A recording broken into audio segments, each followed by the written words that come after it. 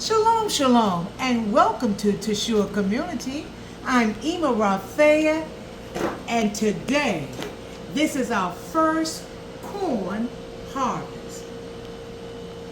Doesn't it look delicious? Now let me tell you, you can eat this corn raw just the way it is. It is sweet, it is yummy, it is tender. This is the best corn we've ever grew at Tshuwah Community. I agree. And it has flavor. See?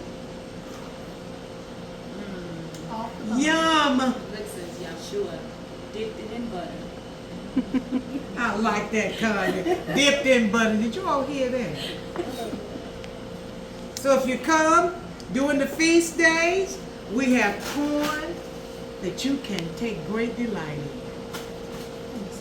Shalom, shalom. Take care. Shalom, shalom, Yahweh. Enjoy the corn with us online. Yeah. Please like, subscribe, and definitely share that video. Shalom.